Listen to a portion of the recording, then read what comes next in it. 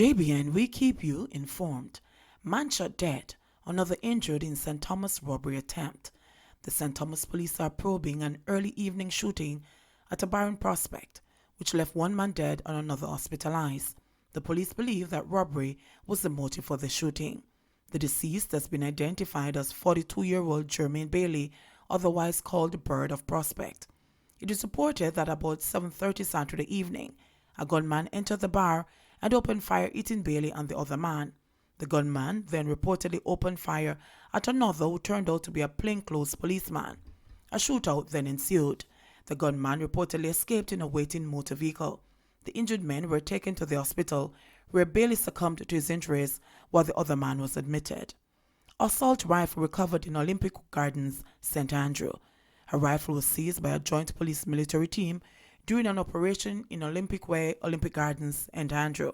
The Hunts Bay police report that about 12:30 Sunday afternoon, a team carried out a search of a premises where a RF-15 5.56 assault rifle along with a magazine was found. According to the police, they were wrapped in a black garbage bag and buried in the ground.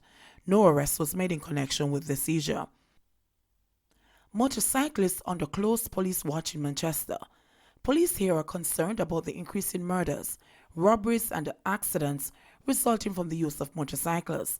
Deputy Superintendent of Police, the DSP in charge of operations in Manchester, Lloyd Darby, recently told the monthly sitting of the Manchester Municipal Corporation that motorcycles are increasingly being used by criminals.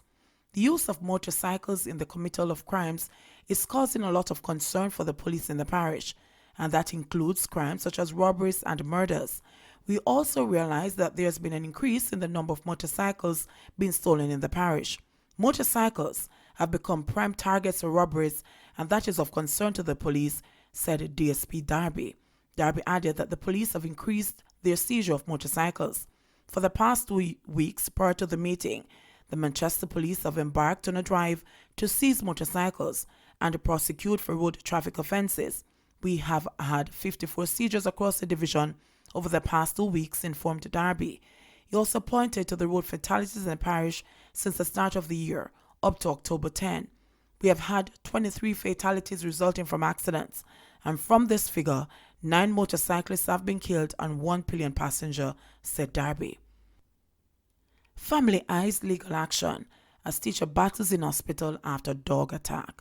A month after a harrowing experience, being pinned down for more than 3 hours and mauled by 4 pit bulls while out exercising. A St. Andrew teacher is remaining optimistic about her eventual rehabilitation, even as she remains hospitalized.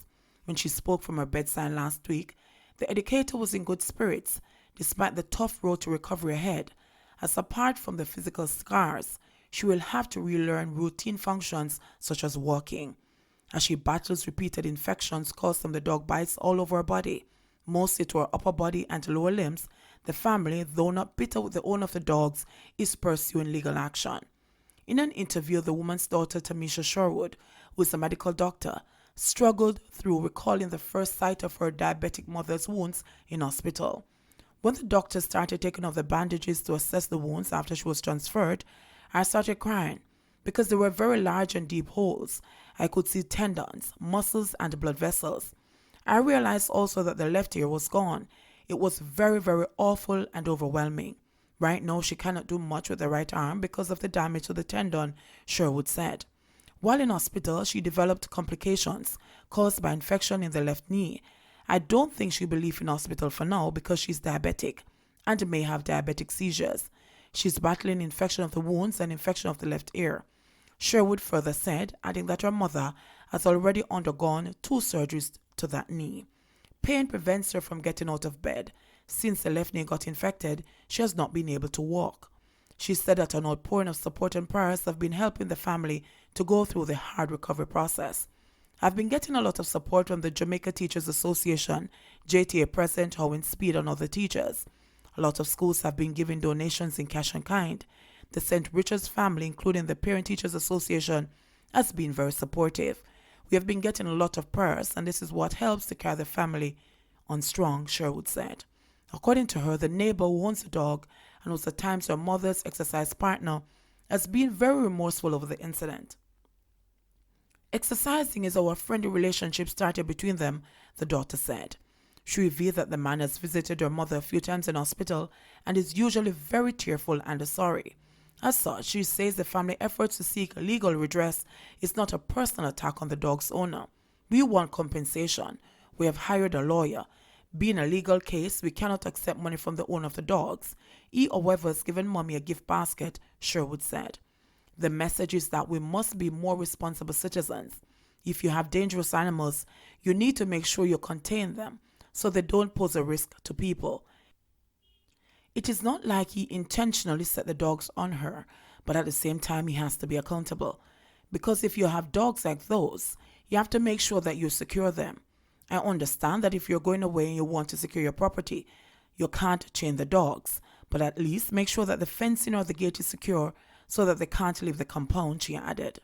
JTA President Speed is urging Jamaicans to rally around the educator to help facilitate a recovery if the family asks for assistance. She needs support from all of us. There will be some expenses that she will have to take care of. I am not sure if she'll be doing any more operations soon, but if that is so, we'll be calling on the wider society to donate blood on her behalf, he said. 12-month prison sentence for elderly habitual supermarket thief. Despite receiving support of some $60,000 monthly from his children who live abroad, a 71-year-old man who has been described as having an addiction for stealing from supermarkets has still been up to his old tricks, which have now landed him in prison for 12 months. The Clarendon man was sentenced to the prison term after he attempted to flee from a supermarket in Junction, St. Elizabeth, earlier this month without paying for food which he had in his possession from the establishment.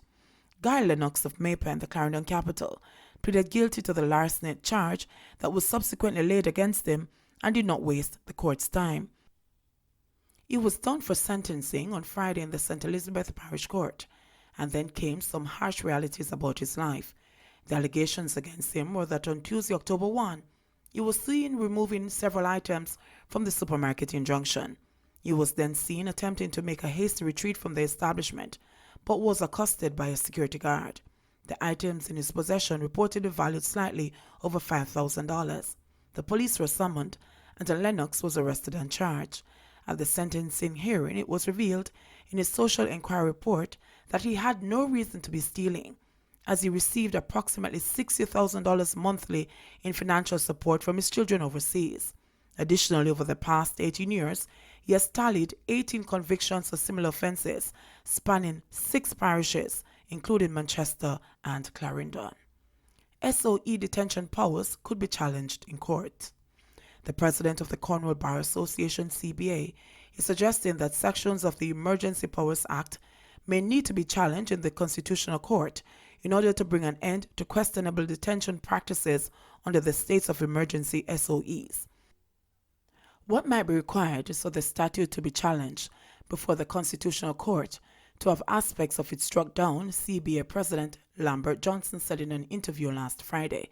The statute, as established, does great violence to the usual protocol and excludes the court, and if it is challenged, aspects of the Emergency Powers Bill would be struck down by the Constitutional Court. Johnson made the comment as he lamented continuous reports of persons being kept in detention under the current SOE in Westmoreland even after the courts have authorized their release. He said he was also aware of at least 3 such cases in the parish, with one of the persons being represented by attorney-at-law Don Foote. Mr. Foote has complained bitterly that his client has been offered bail and the police have refused to release him.